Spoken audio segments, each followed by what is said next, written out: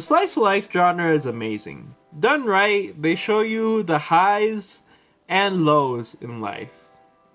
Now, you might say, I already have enough problems of my own. Why would I want to watch other people's problems on screen? I suppose, for me at least, it puts stuff into perspective. Relating to these characters and their problems often makes me reconsider my own life and makes this lonely world feel a bit less cold. Genshiken is a prime example of this. It shows its characters for what they are. College students who are obsessed with anime, but are ultimately just looking for a meaning in this world. It shows these students living their best lives together, but eventually, it also shows that nothing is forever and that the next chapter in their lives is knocking at the door. It shows that the only constant in life, as people say, is change.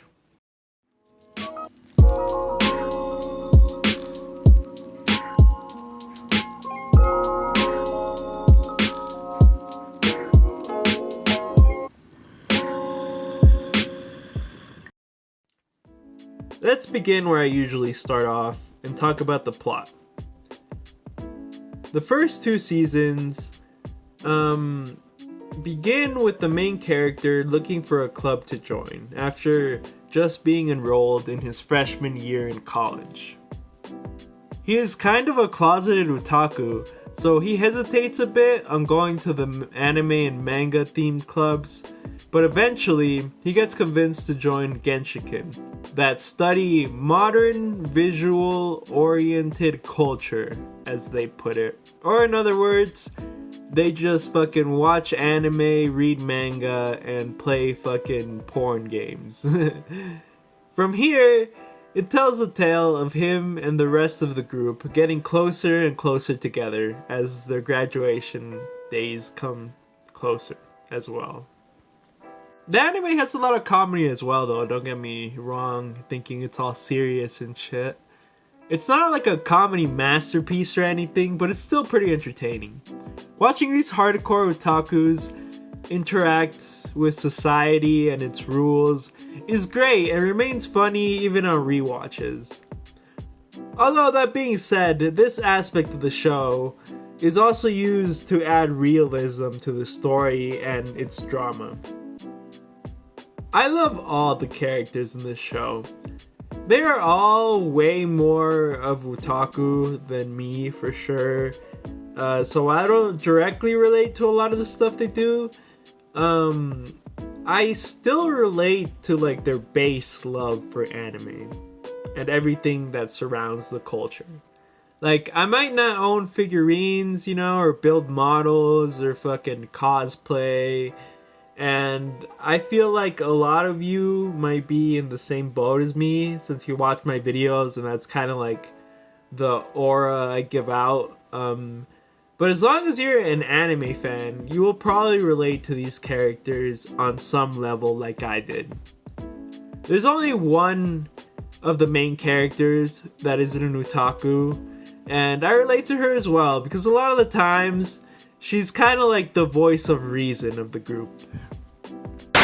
You play a game that takes her clothes off? But she's a child! I also, of course, relate to their experiences as students. I'm about to graduate pretty soon, so a lot of this stuff is hitting close to home, I'm not gonna lie. But yeah, this anime portrays the whole feeling of just watching your life rapidly change around you. So well, like it's so well delivered in this anime. Now moving on to the more technical side of the review, so to speak, let's talk about the dub. I don't usually do this in my reviews, but since it's the main way I watch it nowadays, I feel like I had to give it a quick shout out. It's not the best dub, but it's far from unwatchable. Also, the fact that this anime, in my opinion, works really well as background material while you're like paying half attention to it. Shit like cleaning your room or whatever, fucking, editing a video for my example. That dub is the only way to go, you know what I'm saying? Of course, though, the subtitle version is amazing as well if you want to watch that. It's the way I first watched the show, but I just wanted to say the dub is decent. The art style is a bit bland, but it has a certain aura of realism that it gives out that complements the story really well.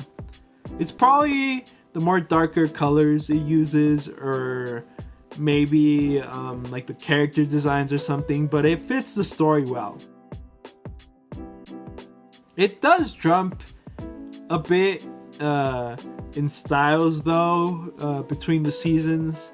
The third season is what is the most drastic change in art style, which, to be honest, is the whole reason I have yet to watch it. That and, being that it's completely different characters. But anyways, between season 1 and season 2 though, the most that change is the color palette and like small changes to the character design, which I think was to like bring it up to the bigger resolution or something to make it look better. I'm not sure, but they did change it slightly. The music isn't really noteworthy in my opinion. It fits well with the moments it's used, but I don't really even notice it that much, to be honest. Not much of a negative in my case though, at least like it doesn't take away from the experience or anything. So yeah. To finish off, Genshiken is such a great slice of life anime. Personally, for me, it's great rewatch and background material. It's just about otakus living their daily lives, which is something you can watch over and over again, and it remains as enjoyable as the first time. It's a fun story of college life of some otakus, and if that feels like it's your thing, I give it my full recommendation. I love this show. I have rewatched it so many times by this point, and it remains as enjoyable as the first time I watched it. Well, thank you guys for making it to the end. If you like this video, you already know what I'm going to say.